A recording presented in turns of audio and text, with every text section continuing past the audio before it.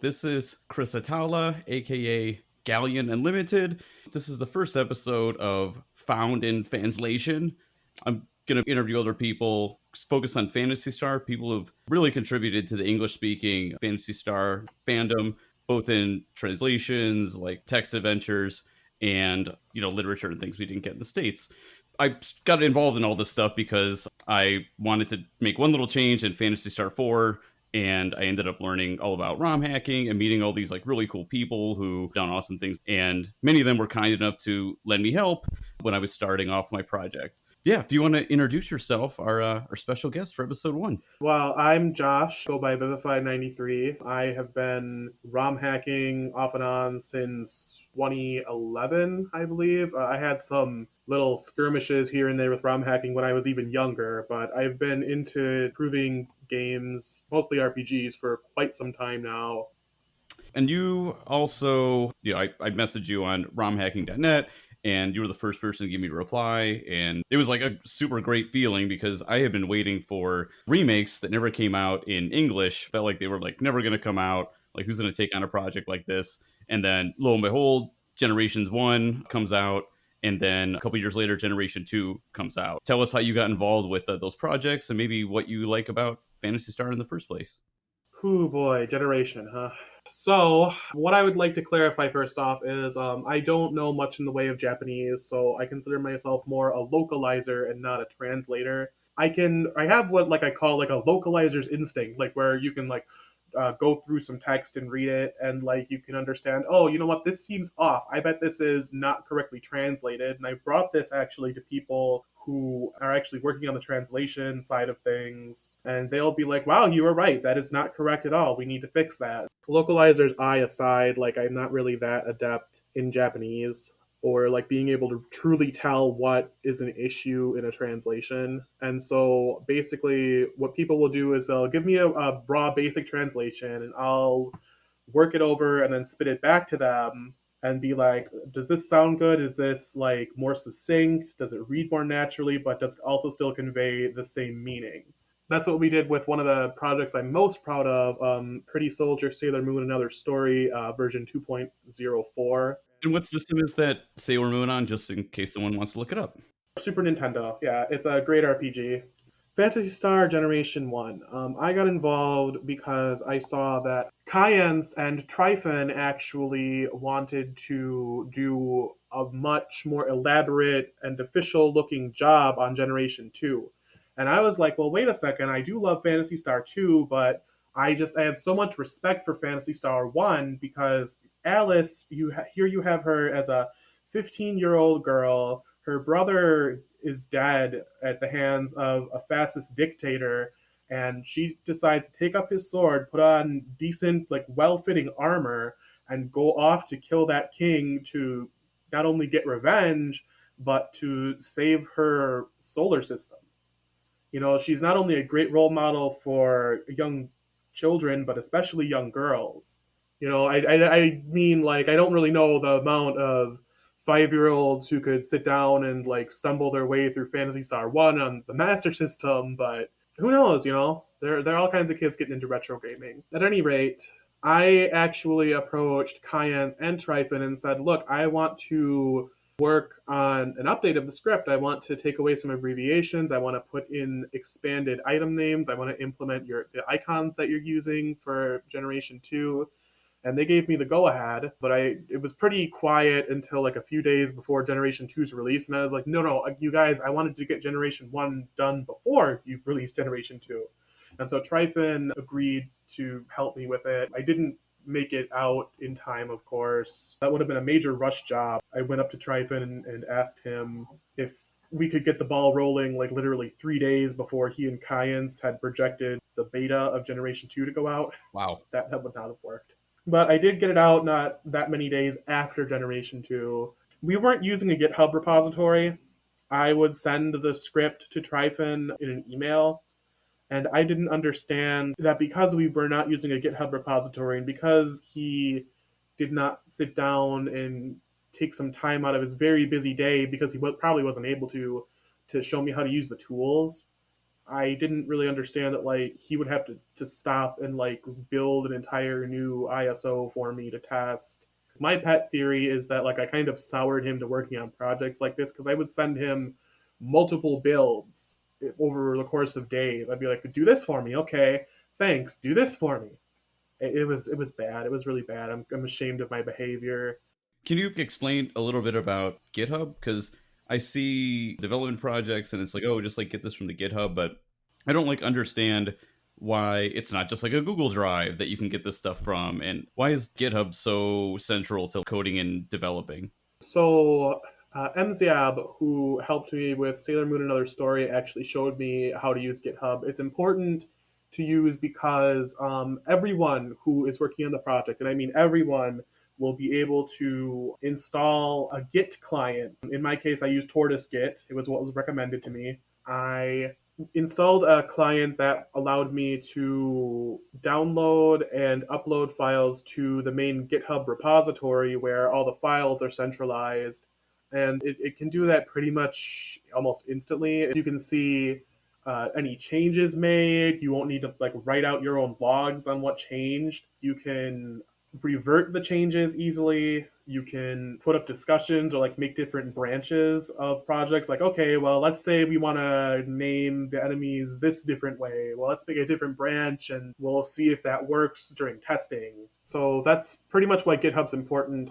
It's also, of course, Yeah, and I really like hearing about like the tools and like the how to do this stuff because I thought about even doing instead of doing like a long like director's cut of like Phantasy Star IV relocalization because Sega Saturn Shiro podcast and I found their podcast and I've been playing Sakura Wars because I've been wanting to play Sakura Daisen since 1996 like when it came out in Japan and finally that project finished and he interviewed the translation localizing team, like 3 or 4 of them, on this really great podcast, and they talked a lot about how they did it and how the Saturn was really different than the Dreamcast in terms of architecture. So they were really cool about basically being like, hey, like fan translating doesn't stop with, oh, do you know Japanese or not? There's so many things you can learn, and people are so friendly.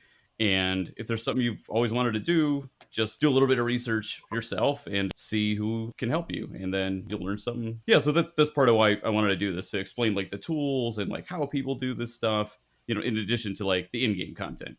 oh yeah, for sure. Yeah, so and I remember when the revision of Generation 1 came out because I did not play Phantasy Star 1 on Master System. I think one of the biggest things that just like crushes me about Phantasy Star is that all the Genesis translations, all have different names for like key things. And then, we had like the remakes come out, but they obviously never came out in English. So part of what I wanted to do with this Phantasy Star 4 was to just bring more continuity to all the games, and that's what you did with Generation 1 instead of keeping like the Fire and like the English Master System names. It's just like super cool to have the magic match like Rune's magic in Phantasy Star 4 now. So you got that done, and then you also worked on Generation 2. That's right? Not as much as it comes across sometimes. Like I know that when I phrase it, it's like, oh, I've also worked on Generation 2. Like it makes people think, oh, so you actually worked on the patch. So Kayans and Tryphon released public beta, and that's where the official status remains today, 5 years later. And so what I did was I'm an explorer when it comes to RPGs. Like, I want to see, okay, what happens if you go do this? What happens if you take this character to go see this person? And so I found a lot of little text issues that needed to be fixed. Like, for example, you can add elements to your weapons by using elemental change machines in Phantasy Star Generation 2. I found out that the elemental change machine calls the water element ice, and everywhere else it's called water. So I was like, oh, that should probably be changed. I suppose it's a result of having worked on projects like this for 9 years now. I'm also pretty proficient in Did you do English. anything in school like English minor? No, I've just always been like really fascinated by language and like what makes a story sound intelligent, what makes it sound like it's targeted at a particular age range. I don't know. Yeah, it's funny. I think with English, like some people just don't have it, and some people just kind of like intrinsically do have it. I went into journalism, where I was like too much of a wuss to really get into creative writing. Like copy editing ended up being my calling. Yeah, just a couple of years of writing a lot, writing in like a journalistic style, following style guides, specifically, editing. Fixing isn't the right word, but polishing other people's work. That has all helped me a lot. This sphere, you were saying you are working on Phantasy Star 4, but you didn't want to step on what I had done, which is totally cool. You can step all over if you want. But I feel the same with the original translation. Like, I don't want to do something completely out of left field or do like, or change characters or like things like that. I'm just trying to be true to like, what it seems like the Japanese creators wanted to the best of our ability. Yeah, I think that's a really good goal to have when you set out to do something like that. Yeah, and if we get to it later, it'd be interesting to hear your thoughts on like working designs, because I'm like very in the same sphere, I guess, is like working designs. I know a lot of people in the ROM hacking community who are, are extra passionate and extra vocal about video games and translations. Like a lot of people just hate them. It's interesting. It's really interesting to me.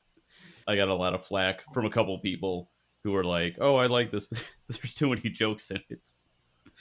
So I was like, I sent the one guy who sent me a review. I was like, okay, I made a no joke version. So like, what do you think now? But yeah, that could be like a whole podcast, probably working designs Yeah. to Generation 2. So after the beta was released, you sent the team suggestions and revisions and like bugs and things like that. Is that right? So after the beta came out, Kayance considered that to be a good job, which it is. It's a really great effort. It's a whole translation of a PlayStation 2 game. That's quite a feat. That's still a rarity even today. Yeah. She decided she was done. She didn't really have the time, I think, maybe for the projects anymore. And so she stepped down. For a time, it was just the French team, me, and the remnants of the Generation 2 English team, and Tryphon. Tryphon, as recently as 2 years ago, said that he would help me with a Generation 1 version 3 update, which does quite a few things. Like I got Altiplano Plateau's name wrong. I was going off of what Kayance had already wrote in the version 1 translation, and she had wrote it as Antiplano Plateau instead of Altiplano. And I didn't remember the name because it's such an insignificant little place. Like it's just like, oh, that's the part of the world map where the Lerma tree's on. So I didn't double check it. I only realized it was Altiplano when I was doing my Generation 2 playthrough. It's referenced, I believe, by a Dozorian NPC or an item description. Would you agree? Like, I think one of the hardest things about localizing Phantasy Star is basically like how many of the names are like gibberish, basically. In like Kana, like there's no obvious like, oh, like Kurisu. Oh, that's probably the name's supposed to be Chris. All the technique names and all like the magic and all like these locales. I haven't seen the Kana for like, the old Final Fantasy games, but just going off of Phantasy Star, even knowing like katakana, I was like, man, I'm gonna change like a couple of these names, I guess, because I'm trying to make it closer to the Japanese. Oh yeah, that's definitely a challenge because Kayans discovered, as you know, because you looked at the technique names, they're mostly in German. A few are in Japanese, and I think a few are in other languages, but it's primarily German, like Foya, Vata, Grants, stuff like that. So it was German in Japanese, and it's just really no wonder that they got not only shortened because of a 5 letter limit in Phantasy Star 2 and 4, but butchered in general because like how do you expect the US localization team to understand when they don't really have word from the original skill namers. You gotta love Parmanians and Desolesians. Yeah, they couldn't even get the planets' names right. So that's for years. The reason I actually started this project was because of the Generation 1 and 2, and I always love Phantasy Star. Starting with 2 when I got my Genesis in '91, so I played Generation 1 and 2, and then I really wanted to play 4 again, and I wanted for years to play through 4 again, and it just bothered me so much. So in Phantasy Star, if you never played a Phantasy Star, hopefully you have if you're like on this podcast in episode 1. But there's 3 planets in the solar system. They all have different names in every one of the 8-bit and 16-bit games. So I always go by the Master System, it's Palma, Motavia, and Azores, and they're different in every game. They're just shortened in Phantasy Star 2, and in Phantasy Star 4, Azores is called Dezolis, which is like, okay, that's not that bad. And Palma is Parma, which, yes, it's a famous city in Italy, but I live in Cleveland. That's like the biggest suburb in Cleveland. So it just completely takes me like out of the universe to hear about like what happened on Parma. Drives me nuts. So I started this whole hundreds of hours project to learn how I could change Parma to Palma. It turned into like this, ridiculous project where I essentially looked over the entire dialogue and like, touched up the entire game.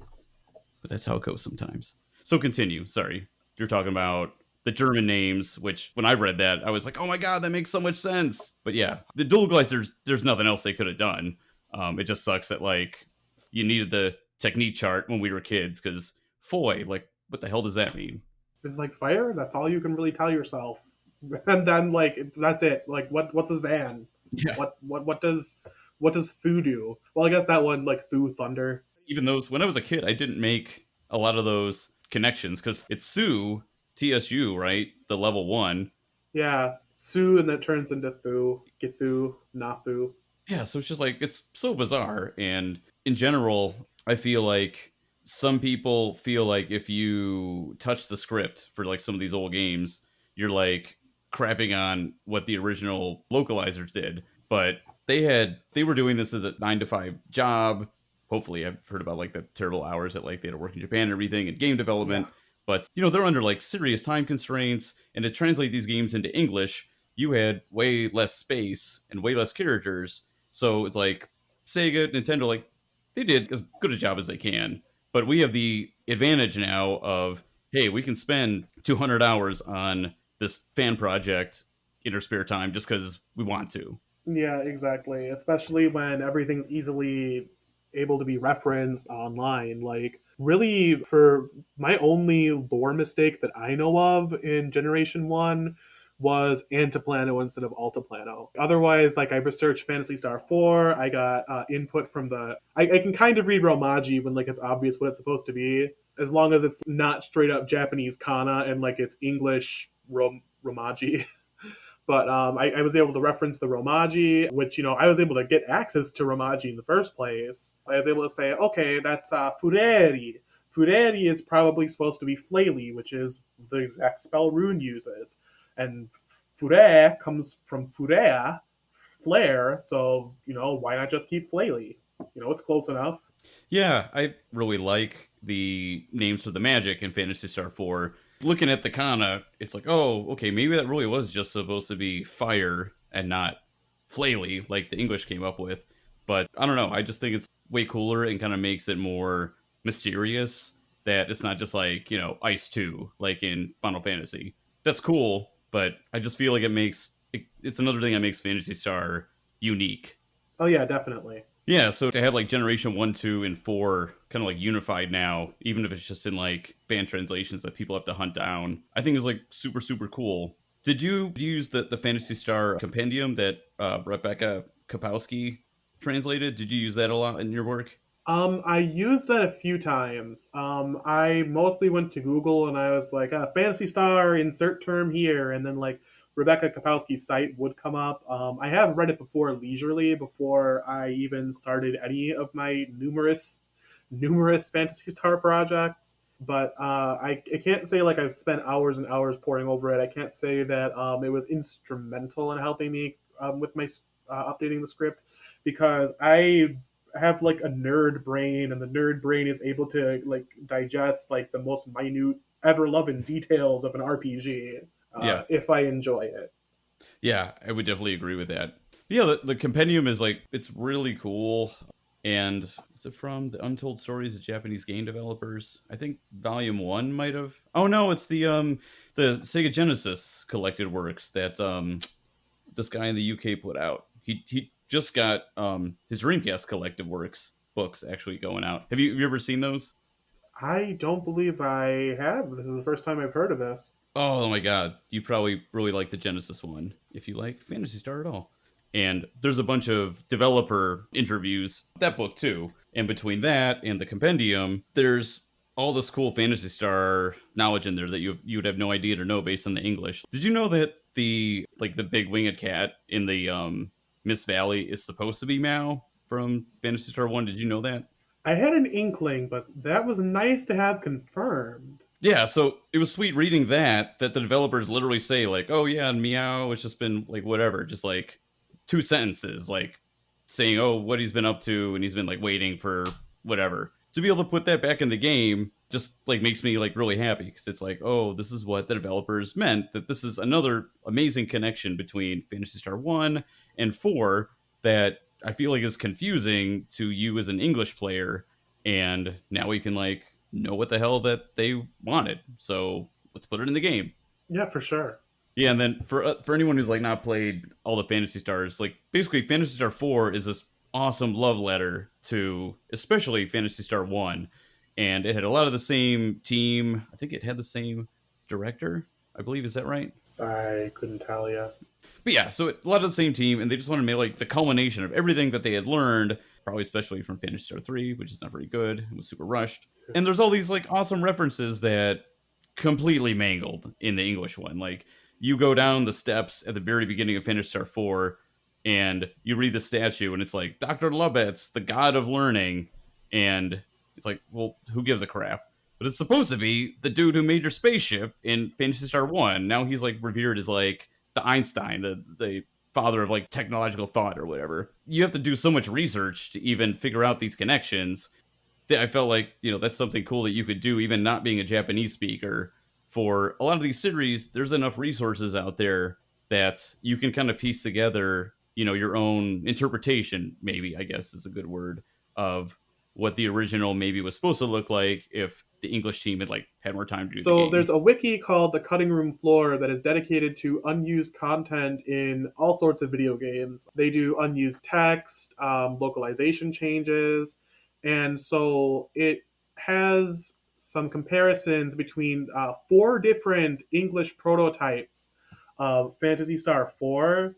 And it also has notes being like the Japanese translation is not on the site, but the author has many references like, oh, you can see how in the final it's like, oh, this portal is closing is like the dialogue, but in the earliest English ROM has like very poorly translated dialogue, but it's also closer to the original meaning. It compared. There were four prototypes unearthed, and it compares not only the four prototype scripts against themselves, but the final, and it even compares that to the Japanese version. Even though not directly, it only points out huge things. But Yeah, the Phantasy Star 4 section, especially, I haven't seen that on any other pages. Like this awesome, like, oh, here's the different script revisions and even notes against what the original Japanese was intending. yeah, I really appreciated that. So the reason I brought that up was because of the Doctor Luveno thing. They straight up mistranslated the no character. They read it as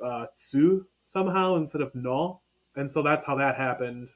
They weren't able to compare it because they were like, oh, okay, this is just some random new thing. Another thing that I thought was interesting was in one of the earliest prototypes, they used the Japanese names of the three vehicles, which in Phantasy Star, typically you get three different vehicles. I know in the first and fourth for sure you do. The Ice Digger, the Land Rover, and the Hovercraft. But what they did is they were actually able to compare between the first game and the fourth game and realize, oh, well, it's not called the Ice Decker in Phantasy Star 1, it's called the Digger. It's not called the Land Master in Phantasy Star 1, it's called the Land Rover. So let's change those references so they're appropriate. But they weren't able to do that for one of the major villains. They used his Japanese name Lashik instead of his localized Lassic. It's mind-boggling to me how they got like major details wrong, but they were able to do minor things like the vehicles. Yeah. Yeah, Game Fan in the review of Phantasy Star 4 was like, would have been too much work to have the localizers, play through Phantasy Star 1 and 2? It was like, yeah, that is way too much work because Phantasy Star 2 is ridiculous and Phantasy Star 1 is, kind of a slog. As amazing as the games are. So I'm not surprised Sega didn't make them play the old games, but you think they would have like, a crib notes or someone who was just like a big Phantasy Star fan, like around the office to be like, oh, hey guys, that's completely not the name of this. Yeah, or have them read the manual of the first game, where it says Lassic and not Lashik. Yeah, yeah. So, did you use the cutting room floor in your works so far? Because you've done a whole bunch of different games. Oh gosh. I've used it a couple of times. I've mostly used it for Phantasy Star 4 because this, like you said earlier, the comparisons between the four prototype scripts to the final script to against the Japanese version where it heavily differs. It's very unheard of for TCRF. So, kudos to whoever put in the legwork for that. It covers the whole game, including NPC text and flavor text. I use that for my upcoming Phantasy Star 4 project. I'm not sure if you want me to plug that or anything. No, sure, man. So this is called Reparations Phantasy Star 4. It is a complete bug fix um, using Lori 1990's disassembly. It restores the unused enemies Acacia and Shadow Mirage. It's also kind of a text cleanup, a kind of a fusion between the official localization and just some general like proofreading, I guess, some editing. In part of my initial with Phantasy Star 4, there's so much dialogue in the game, and I can't think of any 16-bit RPGs that have more like inter-party interaction and dialogue than Phantasy Star 4. I mean, it's to me, it's like right up there with like Lunar Turtle Blue. It's all these NPC conversations even lead to just like your party like bantering back and forth, and probably because of the load that the localizers were under, like what does Chaz say like toward the end, like I'm not gonna fight for no mission. Yeah, Yeah, it needs a lot of TLC. yeah, definitely. One of the things I wanted to do for reparations was I wanted to make the NPCs say the same thing with less words. Like I know in particular, like there was an NPC who originally had like four different dialogue boxes, and I condensed that down to two, and it's two different sentences. And I'm not removing information. It's just like we don't need a person to give you a long-winded, long-worded explanation of what's going on. Well, they could say, "We're going to rebuild Reshel to be as good as before." No, even better. You know. Yeah, I'm excited to see what your end project. Do you have like a target date to launch that or? I do not. I am approaching the end game though. I'm hoping to get most of it done tonight, and hopefully tomorrow I'll have finished the beta. Oh, Tomorrow nice. is in March 20th. So yeah, March 20th, 2020. We don't have a lot to do right now. We're the whole world is on a lockdown because of the coronavirus. yeah, We need things to do. That's why, part of why I started this podcast. yeah, yeah, definitely. Uh, So do you think is it like fair to say that both of our projects are kind of like, we just want to make the game a little bit better. Yours is mostly tying together like some of the existing quality of life, like the lore, like the bug fixes, proofreading basically. And mine's more of like a full on edit of all the dialogue. Do you think that makes sense? yeah, definitely. You aimed for a full relocalization, but what I did was I wanted to make it Fantasy Star 4 if it had the time for an editor to look over it, someone who was very knowledgeable in Fantasy Star. Like, we both incorporate all the bug fixes. We both restore Acacia and Shadow Mirage, the unused enemies in the English version. And so, our goals and our targets are similar, but at the same time, very different. Yeah, and it's like I'm pretty new to like this community, but like I'm on the Discord. It's like I'm able to talk to people, and part of doing this podcast is so I can meet more people who are doing all these cool contributions to the fan community. Yeah, it's just cool that there's room for that. I think the most important thing for people to like think about with these games is not just like, oh, this is canon, especially with Japanese games. This was what we have as an interpretation of the original Japanese, and you can look at it as like, oh, the original version is right, and anything else is wrong if you want to. But I've always looked at things more of like, oh, this is like an alternate take. Like I love Alien 1 and 2, the films. I hate Alien 3 and like Resurrection, the other ones. But Alien 3 is a cool movie on its own, separated from what I want the canon to be. So even though I don't enjoy it as much, I can enjoy it on that level. Kind of like Metal Gear and Lunar are my favorite series, and Metal Gear is like all over the place, with the stories and everything. So I try to take like each game kind of as it is and not be like, oh, like they'd ruin the canon, or like you could experience Metal Gear Solid 2 as it was experienced in 2001 and just kind of compartmentalize it. And it's like, this is all like guesswork, even if you were paid to like localize the game, we're just all guessing what the original creators intended. So with fan hacking, like how many fan translations are there of like FF6? Like there's a bunch of like at least two, three, four. Oh god, I have a list. If you don't mind, Oh yeah, for let sure. me see. I because I did like I it's one of the things like I'm still waffling on releasing my Final Fantasy VI project because there are just so many. Let's see. Do it, yeah. I really want to play 6 again, and I would really like to do it, with a improved script. So it is hard. Like I want to play FF4, but there's so many different projects, and I really don't know like which is which.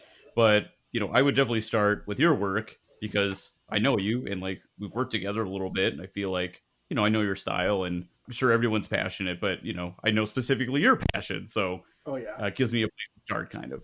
Let's see. There is the official Final Fantasy III for Super Nintendo from Ted Woolsey.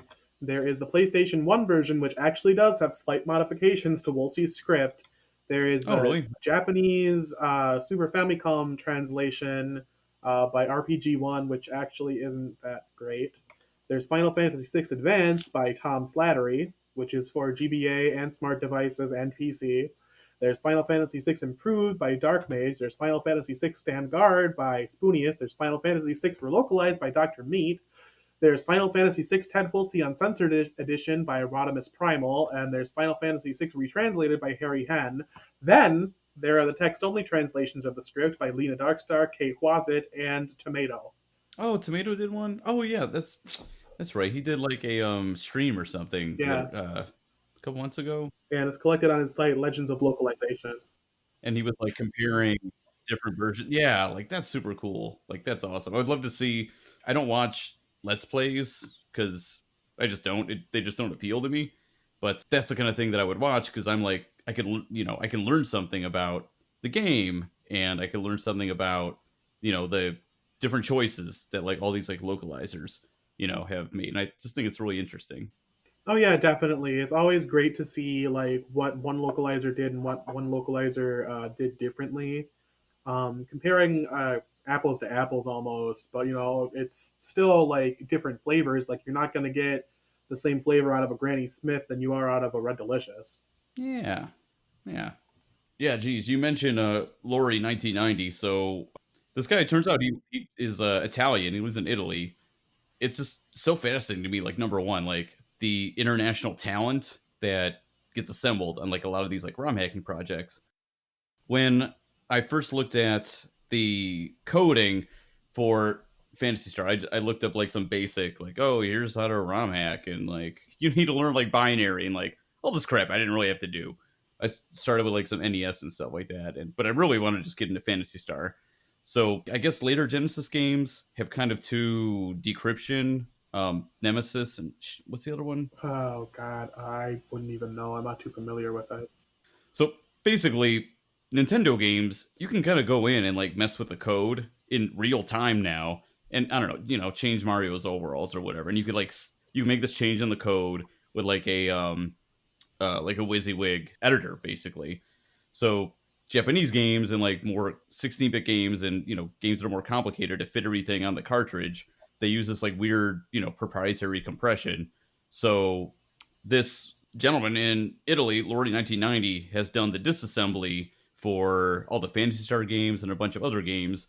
And what I found out that meant is basically you can go in and like there's still coding, but I can go in and just like change this sentence that like this NPC says in just literal English. I don't have to know like programming essentially. So if there's like a game that you've always wondered, oh, I wonder like how I could change this, or I wonder how this works. For a lot of especially old RPGs, if you can find that someone has done the disassembly, you can basically change anything that you want, and it's like relatively easy. So if Lori had not done these disassemblies, like I would not have gotten anywhere at all because I'm not a programmer. Yeah, I wouldn't have either. I as much as I have been fiddling with things, I mostly just know kind of how it works. I can't read it at all. I for doing many of the things that I've done for reparations, Fantasy Star 4, I have had my friend Mziab help me out. He is a Polish ROM hacker. The only Fantasy Star he's ever played is 4, but he immensely enjoys it. He did a Polish fan translation of it. He actually did an update of it recently, which was implementing variable width font, which was super impressive. I believe that was someone else's variable width font code, but still, the fact that he was able to implement it with his translation is pretty great. He helped me expand the Ryuka and Telepipe menus, which are they warp you around the planets to different towns you've been to. What did you do to not to like? What was the end result of expanding them? Um, Basically, what we were able to do is I can have up to 17 letters for location labels, and I don't remember how many letters for the telepipe menu. I know it can be as long as the name of the Gumbius Temple. Oh wow, that's awesome. Yeah, because Gumbius is like the longest name in the teleportation menus. What else did we do? We got one more precious letter on the main inventory, so it can actually say mumble and not mumble. Oh Um, wow, that's it can awesome. have that final E. And I have one more letter in the initial battle command menu, so it says macro instead of macro, and I changed it to fight instead of calmed. I figure a full like 8 letter expansion to spell out command probably wouldn't look that great. That's sweet. Those are great ideas. And because I'm not a programmer, all that stuff is like really intimidating to me. And I had to bother like Lori like so many times just to be like, oh hey, like, can we do this? Or there's a dude who did a French translation of Phantasy Star 4 that hit me up after mine was out there for a while. Yeah, he's another guy I'd like to get on here eventually too. He's just super cool. Yeah, and he was more like for the programming side. So even though I'm not a programmer, like I'm learning like some basic skills, as I kind of go along. So if you're down later, I would love to hear how you guys did that, like coding wise. Like if it's not like too crazy, like I would love to, implement that. Oh yeah, definitely. I could definitely show you that. He actually implemented some custom code so as to expand names, so I can actually say Sacred Sword Cave. That's the longest name. Oh man, that's It's awesome. Jeez. yeah, Yeah, I didn't even think about going that far in. apparently like it's super simple to do, and like it could have been feasible to do back in the day with the translation. It's only like a 4 byte change, I think. Yeah, Wow. and 4 bytes, and now I suddenly have 17 letters. It's pretty crazy. Jeez, that's awesome. Wow. Yeah, I wouldn't even have thought it was like that easy. It just seems like in my brain, some things just feel like they're like hard coded and oh, I must not be able to like mess with that. But yeah, it's really cool getting the take on this stuff of like people who actually know programming because they know like I play piano like not well, but I know enough theory that I can like fool around and like have fun with it. So when I look at a guitar, I also play guitar poorly, but I like know chords and stuff. I know that I'm just like playing a chord when I play guitar, but if I look at a keyboard, I know like what the notes are and I know how they relate to each other in like a basic way and stuff like that. So I understand how programmers can think. I just can't think like that when it comes to programming, and I wish I could. So it's cool that there's so many people just like willing to take like time out of their day and like help us with this stuff, Yeah, definitely. I would have gotten nowhere without them. So many of my major projects, I've gotten help from other people on. I don't think I would consider any of my projects complete if it weren't for the fact that I had other people to help me. Yeah, thinking before with this Sakura Wars podcast, you had like a couple of them are like, oh, I don't know how to program, and or I don't know Japanese, and I didn't even play the game. I just like help like with like this part of the project because that was like my skill set. Yeah, I just think it's really cool to like. I think it helps demystify this stuff and helps it not feel like an insurmountable mountain to climb when you've got like other people who are like, oh yeah, I've done this before, I worked in this game, and or here's you can start out. Oh, you don't need to like kill yourself over this project. The disassembly is just over here. Here, let me like link you to it, and you can play with that. Yeah. So Yeah, definitely. So like what do you like about Fantasy Star? Like what do you like about it? It's interesting that you bring that up. I mean, I know that we were going to go there eventually, but so I never actually grew up with Fantasy Star at all.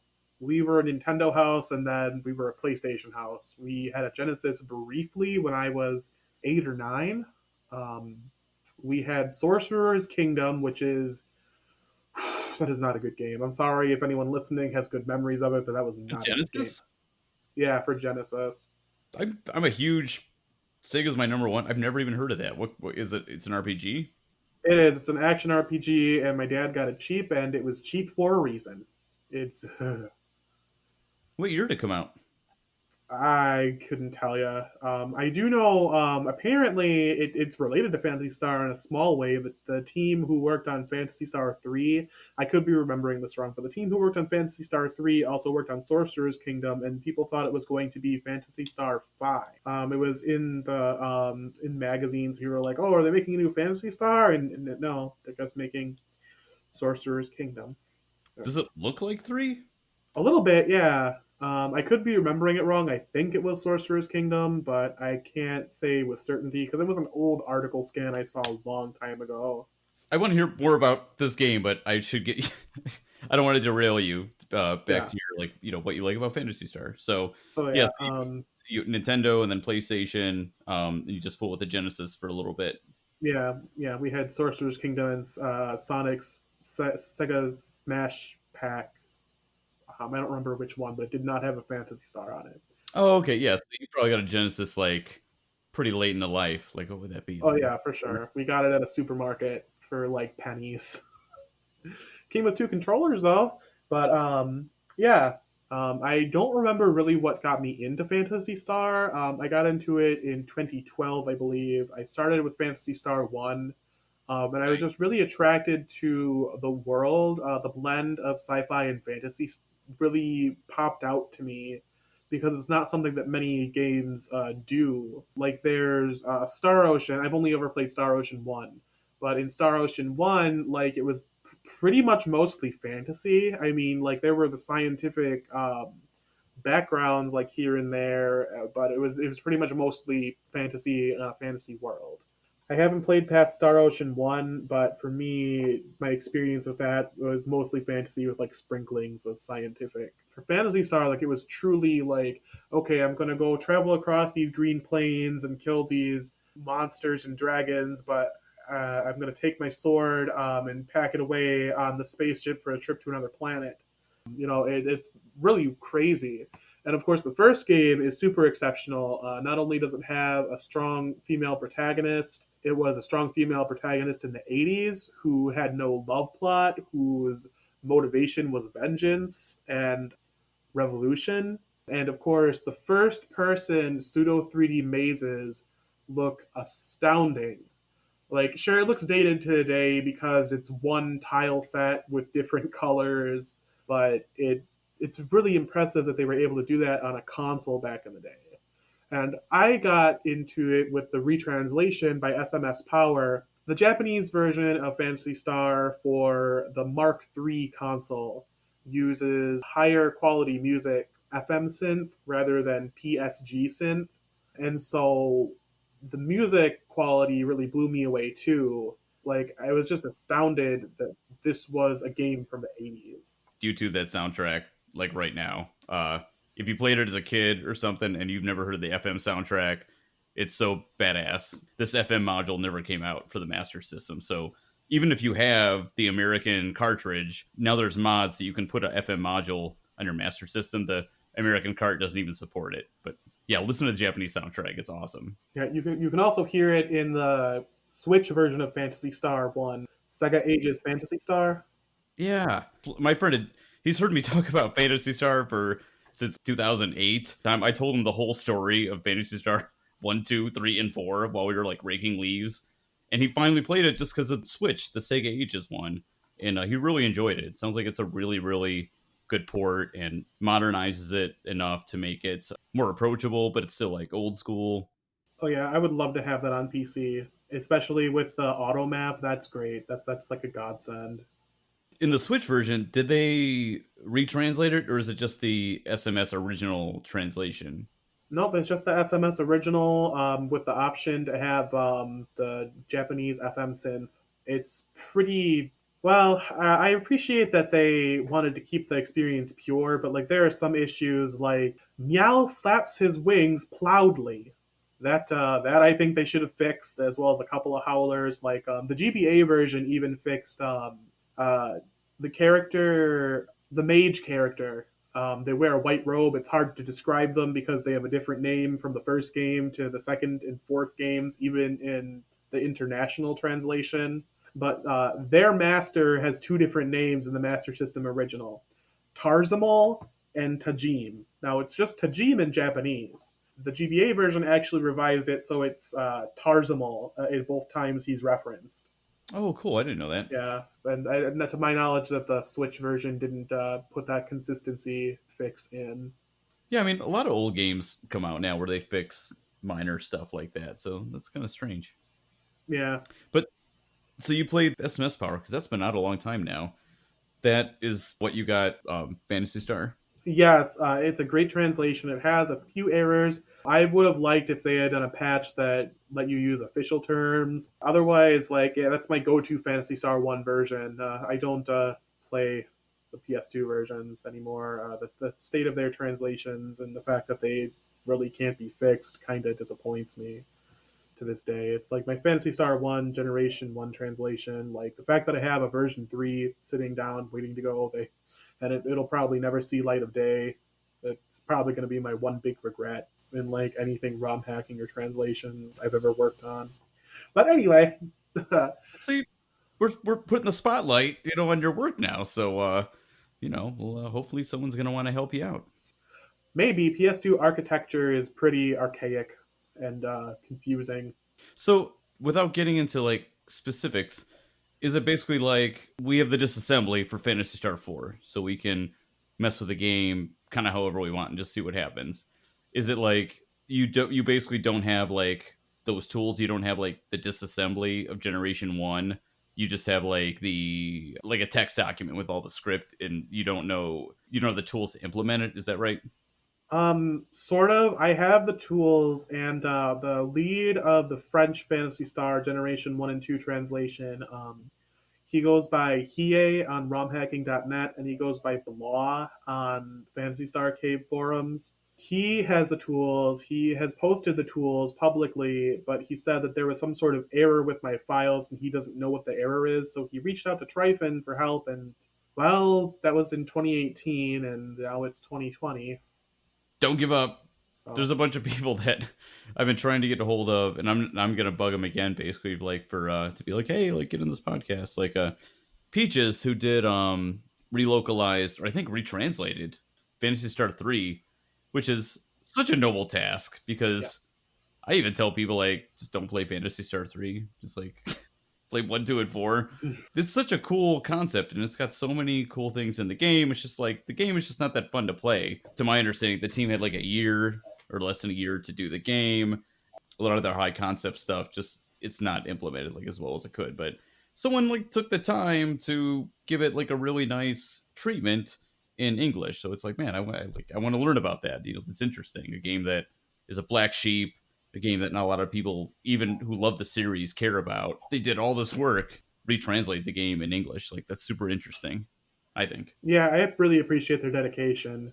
Now, if only someone could do a mod where there's only one battle theme and it doesn't interrupt itself in the middle of a fight. Maybe make the world map music a little less grating. Oh, I love the world map And music. I think it's badass that you get, every party member that you get adds to it. Like that's such a cool idea. I like that too. When you get the last party member, there's a really high pitch, and it's that needs to be pitched down. I do agree with that. That hurts my ears. On one of my mix CDs where I put that on, I think I have a 2 party member to 3 party member version. And I that's do it. remember like the bang, bing, bang, bing, bing, bing. Yeah, not being too fun. The last thing that's needed is like the final dungeon needs its own soundtrack and its own tile set. Like it looks like a bridge and it sounds like a bridge. I didn't know I was in the final dungeon until I opened a treasure chest and out popped Dark Force. I was like, what? Yeah, I actually stopped. I save stated and like I closed the emulator and like I went on to GameFAQs and I was like, "Welcome to the final dungeon." And it was shocking to me. Yeah, so like Oh, yeah, again, if you haven't played like Fantasy Star games, or one of my friends, another part of this project was like, well, if I'm gonna learn to ROM hack and make my like own version of a game, I need to learn how to put that on a real cartridge. There's people who sell like repros, and you can basically like from scratch, like from the ether, make your own Genesis cartridge. Like make you can buy your own blank board and like all that stuff. But to me, that it's technically piracy. Not that anyone cares. Not that Sega's only coming after you because they've got bigger things to worry about.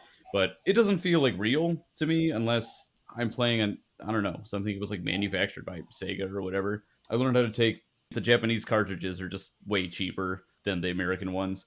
So I learned how to take like my ROM hack and put it on a real cartridge.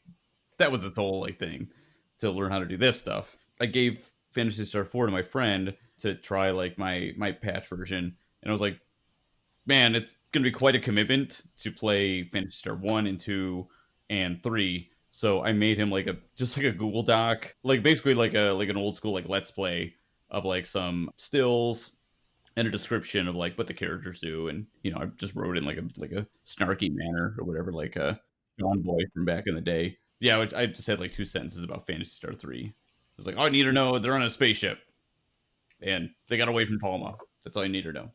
oh man, I feel like Fantasy Star 3 was really the start of like them not being able to respect the translations of 1 and 2 because the ship they're on is called the Elisa 3, not the Alice 3 like it should have been. Yeah. I have a Fantasy Star 3 project and like that's one of the first things I did. I was like, okay, that's obviously supposed to be Alice, so I just trimmed out that A.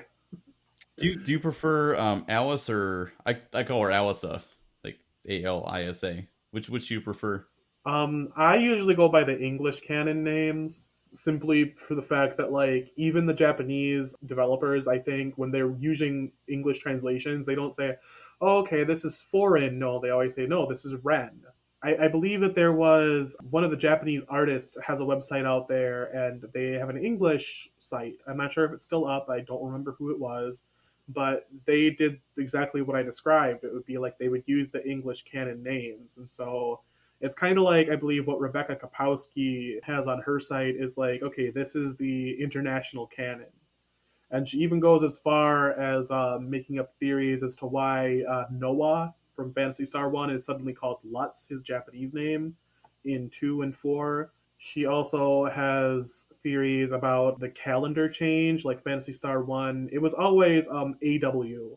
I don't remember what that stands for, but like After that's Wise. the year type. After, huh? After Wise. I don't know where Wise is on the Landale bloodline, but that's some more crap that I put in a random book in Fantasy Star 4. Learn about like Oh, Alice's the royal lineage. So like Wise, Landale united all the kingdoms of Palma, I don't know, by war or by diplomacy, and that was supposed to be AW0. oh, okay. Yeah, Fantasy Star One changed it to SC for Space Century, Hmm. and so Rebecca, I know Rebecca Kapowski, she made up a theory that like after Fantasy Star One, they switched to a different calendar. Yeah, because in the English we have 1,000 years later, but it's AW, well, 12, whatever, 1200 something. Yep. So she basically like filled in her own blanks as to why, like, oh, in the English versions they switched to this from this. Yeah, I believe it was her. Oh, cool. It sounds about right. Yeah, and it's like we kind of have to do that with Phantasy Star. It's one of the only games I can think of that like all the games in this series are continuing the same story. Like that's obvious now. Like how many Assassin's Creeds are we gonna get? Before that series is over. That was so rare in that era, and that's one of the other things I just love so much about Phantasy Star 4. It's like, I mean, Phantasy Star, you're checking in 1,000 years later, and the actions that you took in these other games are have shaped the universe that you're playing around in now, and it's like that's just like so cool. No other games like really did that back in the day. I can't think of any RPG series that span like 4 games with the same continuing story. Can you? No, I can think of one, Lufia, Yeah, but that's only 3 games. yeah. That's what the first thing I thought. I was like, well, Lufia. Yeah. Yeah, it's That's about like, it. you've basically retouched up Lufia 1 and 2 on Super Nintendo, right? I have my own projects for one and The Legend Returns, which is the third game, and I worked on two, but it's not my project. Oh, okay. So, I have to ask you as a side tangent, like, what is Lufia 3 about in general, without spoilers, and is it related to how is it related to 1 and 2, just, like, in general? I just have to, like, take this aside because I love Lufia. Oh, sure. Lufia the Legend Returns. It is related to the first two games. It is the closing arc for the Sinistrals in their entirety, basically. Oh, It cool. is, So it is a yeah. It's true just they sequel. moved it to GBC because it went through development hell. Yeah. Do you know about? Oh, man, I don't even jeez. know if this is something you want to keep in the podcast, but do you know about Lufia 3's development hell? Oh my god. No, like, so Lunar 1 and 2, I just always had a feeling that they were, like, special games. Basically, like, from the ads and then, like, the cover art and everything. I just get a feeling about, like, a game. I don't get this anymore, obviously, with, like, modern games, but, like, back in the day, I would just, like, get it. It's like, this game is special. I just feel like I want to play it. Lunar and Lunar Turtle Blue are still two of my favorite games in Sega CD. And I always got that feeling with Lufia. And Lufia was also always a prize in Legends of the Hidden Temple on Nickelodeon. Really? So I would be constantly reminded, like, oh, I gotta play this game someday, but I don't have a Super Nintendo. I've not finished Lufia 1 because I've been playing it off and on since college, but I know 2 is supposed to be really good. There's so many great, also overclocked remixes of Lufia 1 and 2 that I can just Oh tell, yeah, like, these games are, definitely. like, special. But so Lufia 3 started off as a PlayStation game. It was going to be called Lufia 3 Ruins Chasers, and it was going to be kind of cyberpunkish. I think it was going to take place after an apocalypse, where the fire What? cross appeared in the sky. The Oracle's Cardinal, a religious group, managed to save humanity from the fire cross, and you were going to play as a descendant of Maxim again. It was going to be isometric and look a little bit like the Super Nintendo game Energy Breaker, which is also by Neverland. The company that was helping develop and finance the game, Nihon, they went bankrupt. And so Lufia 3 Ruins Chasers got scaled down to Game Boy Color, and it was just going to be called Lufia Ruins Chaser. They dropped the final S off for some reason. And they said that it was going to have a remake on PlayStation 2 in a couple of years, that it was already in plans, and so look forward to it. Well, everything got scrapped. I think there was some legal issues with Nihon Flex and Neverland, and so what Neverland basically did was they remade it again from the ground up as Lufia: The Legend Returns. And it's interesting that we're talking about Lufia because this was actually my very first major project that I made on my own without an editor or anything. It was just me and a hex editor and a table file that I made myself. Lufia: The Legend Wow. Returns, the final Lufia 3. It was translated in English and German within 16 days. You can probably guess just from Fantastic. that the translation is not of the highest caliber. Well, the translation is, but like localization wise, like no. Awkward grammar. They confused cardinal directions. They got names wrong at times. They misspelled things that they invented themselves. Things weren't consistent. They misspelled magic names and item names. It's a mess. And I was like, look, okay, I want to play this, but I don't want to play it in the state that it's in. So I was like, okay, well, I'll fix what I can in the menu, but I couldn't do anything with the dialogue because all three of the Lufia games use what's called dictionary compression. And it's not super sophisticated, but basically it just means like they'll store a bunch of words elsewhere in the ROM and they'll write down the bytes. I'm sure that's not how they did it. I'm sure they had editors. Um, Yeah, I read a little bit about this when I was like getting into ROM hacking. It's like, oh, here's like the different forms of compression or whatever find out there for like these various systems. So basically, to save memory, instead of like having the word maxim written out every single time yeah, it's in the code, right? It's just like there's two digits or something, and then that calls that says like, okay, go to this other place in the memory, and this call it like 11 or whatever. That means maxim. Is Yep. that right? Basically. Okay. Yeah, and so I'm sure what they did was they would write down the words and then like they would run it through a compressor which would change the words into like up to 4 character bytes that would just be read from elsewhere in the ROM, just like what you said.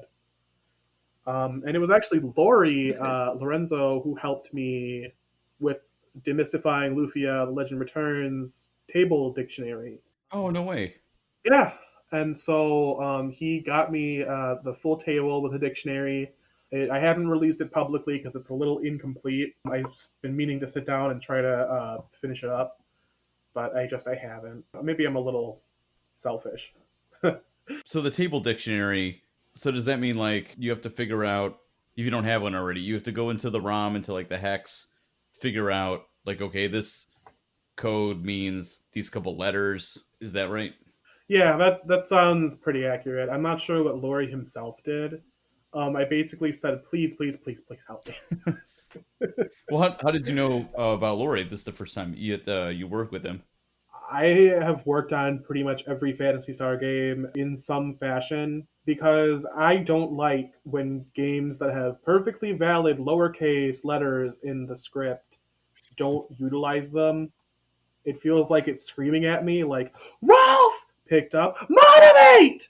Rolf uses motivate on Roto! Yeah. It's obnoxious.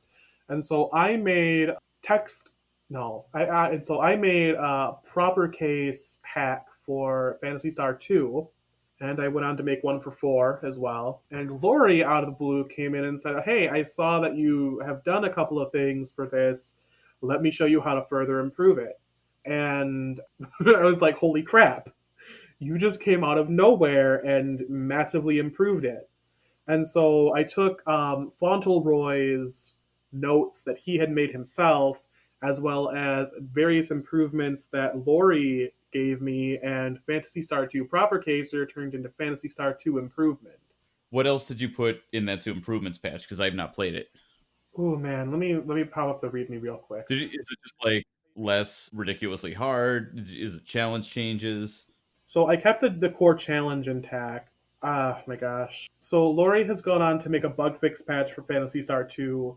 He fixes more than what I ended up fixing from his fixes, but I have most of the important ones. Like an old man in Paseo, starting town. If you spoke to him after you got to the midway point, where the dams are starting to flood, he would spoil Lutz's speech in the Esper Mansion. What? Like he would say part of Lutz's speech. What the hell? Yeah, it was a pointer issue. Um, Lori helped me make it so that Sheer doesn't steal on Dezo anymore at all. Oh, But she nice. has to be level 2 to steal anything. He's the one who did the fix for the old man's text. I fixed some cutoffs at Climatrol and Uzo Island, which Fauntleroy helped with. Lori and Tryphon actually both helped me fix the music freeze in the Esper Mansion. Oh, what's that? I don't remember that.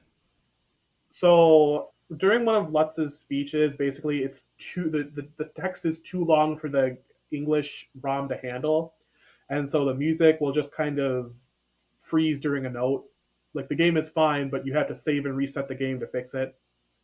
It's only in that one spot, but it's really annoying. I don't remember what Lori and Tryphon did, but they did fix it. Oh man. Let's see. Yeah, Fauntleroy pointed out to me that enemy names have a limit of 10 and not 8. Lori helped me with an obscure issue with Mother Brain's speech. If you try to rearrange a party where Rolf is alone, it would say, Sheer's coming back from stealing something. And so Lori helped me point that to a message that said nothing happened. Dexterity is fixed. That's supposed to be like your physical accuracy. It was broken originally. What happens in the original game? Because I mean, that game is so hard as it is. Uh, Basically, dexterity was broken, and you could like only very rarely miss attacks. And now with this, it functions properly. It does make it a little bit harder, but I don't think it's that much because the original Phantasy Star 2, it has like basically two stats that don't even do anything. I think it was one of them was mental. Mental, that stat is supposed to relate to how much MP you gain on level up. It Oh, just doesn't do anything. I never knew that because it didn't seem to affect anything, and it's not like Yeah. it doesn't seem like magic defense because techniques beat your ass, like no matter who you are. Yeah, basically. Shinb now lets you escape battle 100% of the time. It's not like Generation 2 where you can only flee from biomonsters. You can flee from anything, which makes Hugh a very useless character suddenly very useful. Oh, wow. There was an item that let you cast Shin infinitely and repeat it. So for this interest of balance, that now casts Shift, which increases a character's attack. I let Nay wear a bunch more equipment, not the equipment she can wear in Generation 2, but just some stuff to make her feel more well-rounded out if people decide they want to, should I say it? I mean, yeah, you might as well. Some more stuff if they decide they want to cheat her back onto the team after her death. And I did something that actually the GBA version does, and I included ability and equipment lists. Now, I only very recently found out that the GBA Phantasy Star collection came with an item and ability list, but apparently, yeah, it was something that was done officially. Like it lists every single piece of equipment in the whole game as like what the abbreviation stands for, what it does. Accessible to the player. Just a piece of paper that came shipped with the Oh, game, but yeah, really good idea. it is. Yeah, I appreciate that a lot. Yeah, like, But yeah, yeah, because yeah, I'm really surprised that for a little GBA game they even bothered to do that. Because like for Fantasy Star 2, I got the map that has all the techniques on the back, and I got the hint book. I bought it used in '91 even, I don't, Yellow Pages or something. And yeah, in the Japanese version of 4, I mean, oh my god, like Japanese versions like get these insane inserts, and even more amazing is that the Japanese like do not lose them or like screw them up. So when you buy a used Japanese game, you're probably going to get all the original stuff that came with it in perfect shape. But yeah, like yeah, who does that? You don't even get a manual of games anymore. So even back then, something that robust was pretty unique because that what that the early 2003 4 that must be when the collection came out on Game Boy Advance, Phantasy Star 1, 2, and 3. yeah, I believe so. Yeah, wow, that's pretty cool. Good job, Sega. So, as a final question, what is the drive for you to work so hard on these games? For me, I started this Phantasy Star 4 thing because I wanted to really make something for me, and it started off just like a really basic change. It just kind of snowballed, and then once I start getting some feedback, and I had like basically like a full time editor helping me, I realized like, hey, maybe I should take other people's tastes, into consideration too, and make something other people would like. What's kind of your motivation for like working on all these games? Honestly, pretty much the same as yours. If I see something in a game I don't like and it's something I can fix, I'm gonna fix it. Like my earliest projects were mostly projects that cleaned up typos and other errors, or like they put all caps screamy text into proper case, like as in the Fantasy Star games. Like I have never truly played a vanilla Fantasy Star aside from what I've done on the GBA collection. I played SMS Power's retranslation of Phantasy Star 1. I've only ever played 2, 3, and 4 modded with my own mods. And, it's kind of, maybe that's a little self absorbed, but, if I can make this more to my tastes, make it up to my standard, then that's, a great start. I only ever thought about releasing these things because I was like, well, it bothers me. Surely it bothers other people, right? Yeah, Um, And to go on a tangent, I know where when you said take other people's tastes into consideration, I do agree. You should respond to feedback. However, there is a Final Fantasy VII retranslation that has been going on for quite some time now. I think it's at revision 6. It is by DLPB on the Quim forums. Qimm. I don't know how to say it. I've been calling him Quim for a while. For fan translators, or I've never heard of that. What is that? It's basically a center for Final Fantasy VII and VIII PC modding. With the advent of the new PC ports of Final Fantasy games, it's grown into supporting other games from the series, but still it's primarily centered around 7 and 8. Okay. But DLPB, with his retranslation, The Reunion, which does more than retranslate, but that's my interest is the retranslation. Hmm. He said that primarily it's his project, so while he's going to do certain things, he's not going to totally revamp his vision. It's his vision first and foremost, and I've kind of adopted that. With the to bring it back to the Sailor Moon translation, like I had a bunch of people ask, well, this chapter was called Her Destiny in the old translation. Why is it Hell Destiny now? Well, that's the name of the enemy team. No, we're not changing it back. That's a mistranslation. Well, why don't you use the names from the 90s? Or why don't you use these fan research names? No, that's not what we're doing. We're trying to use the official terms to make it seem like an official release. Like, you can accept typos, you can accept, well, this is maybe a little too vulgar, but like you can't do something that ends up destroying your vision. I know what something you did was you released like multiple revisions of Phantasy Star 4, Phantasy Star Generation 4 relocalization. Yeah. um but I think it comes to a point where like you can offer like one thing and maybe an alternate, but you can't spread yourself thin making like 5 6 versions of something just to please people. You have to think about your vision first and foremost, and I do commend you for thinking about everyone else. It's a great thing to do. You had the time, you had the patience, you had the kindness to do that for people, but like maybe I'm just a little less kind than I used to be because I can't just sit down and make 17 different versions of a translation or a mod for people. Like what you get is what you get. No, yeah. I don't think it's I don't agree that it's a kindness or unkindness. I think it's like my whole life I felt the need to do something creative and like put something out into the world that like didn't exist before. But I was kind of like too, like I said, I was just kind of like too like chicken to do that. So like with journalism, I got into editing. You're just kind of polishing and making the best it can be other people's work.